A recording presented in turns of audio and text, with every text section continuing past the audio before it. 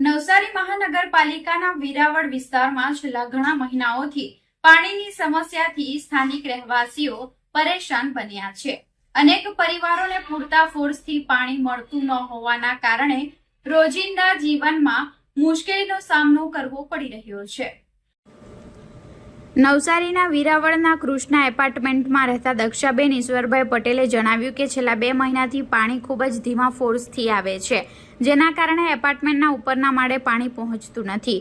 અડધો કલાક મોટર ચલાવ્યા બાદ જ પાણી ચડે છે, જેથી 4 પરિવારો માટે પૂરતું પાણી મેળવવું મુશ્કેલ બની રહ્યું છે। તેઓએ પાણીનો ફોર્સ વધારવા અથવા પાણી આપવાનો સમય વધારવાની માંગ કરી છે। વેરાવળ મોટા હરપતિવાસના રહેવાસી દેવે જણાવ્યું કે છેલ્લા 5 થી 6 મહિનાથી 15 થી 20 જેટલા ઘરોમાં પાણી પહોંચતું જ નથી।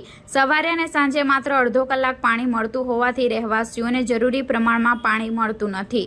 અનેક વખત નગરપાલિકામાં રજૂઆત કરવા છતાં સમસ્યાનું કોઈ કાયમી નિરાકરણ આવ્યું નથી।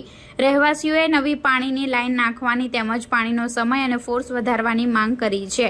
આ મુદ્દે કોંગ્રેસના સભ્ય અને નવસારી મહાનગરપાલિકાના કોર્પોરેટર પ્રભાબેન નરેશકુમાર વલસાડિયાએ મહાનગરપાલિકા કમિશનરને રજૂઆત કરી હતી। તેમણે જણાવ્યું કે વેરાવળ વિસ્તારમાં ખાસ કરીને કૃષ્ણા એપાર્ટમેન્ટ સહિતના વિસ્તારોમાં પાણી પૂરતા દબાણથી મળતું નથી, જેના કારણે રહેવાસીઓ મુશ્કેલીમાં મુકાયા છે। પ્રભાબેને જણાવ્યું કે કમિશનરે ટૂંક સમયમાં પાણીની સમસ્યાનું નિરાકરણ લાવવાની ખાતરી આપી છે।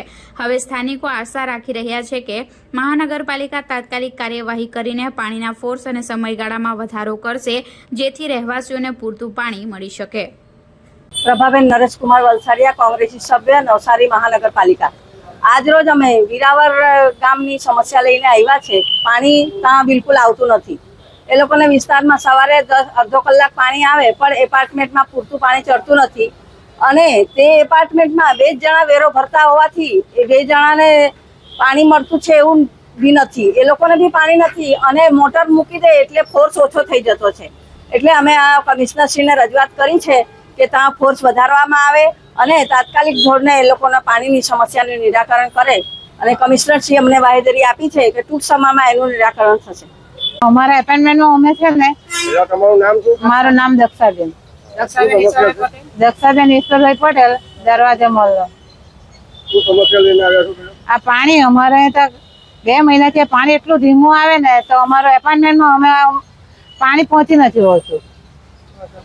અડધો કલાક અમે મોટર ચાલુ કરે તો ઉપર ચડે તો અડધો કલાક પાણી ચડે। અમે 4 રૂમ વાળા કેવી રીતના પાણી કરીએ?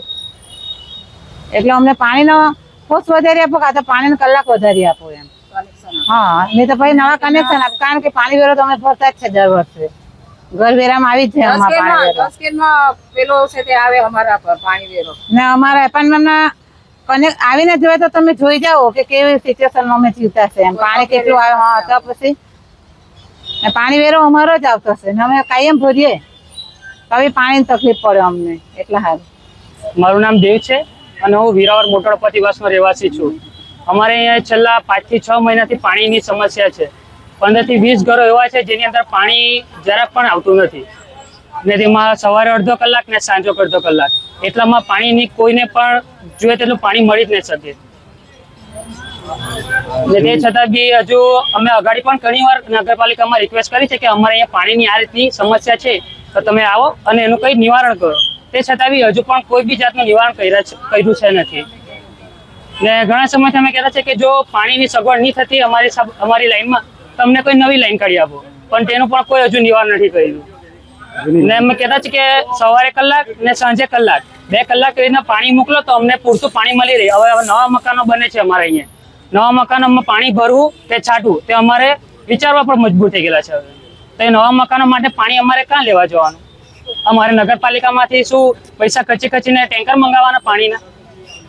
તો અમારી એક જ રિક્વેસ્ટ છે કે અમારી પૂરતા ફોર્સ સાથે પૂરતો કલાક અમને પાણીની સગવડ કરી આપો।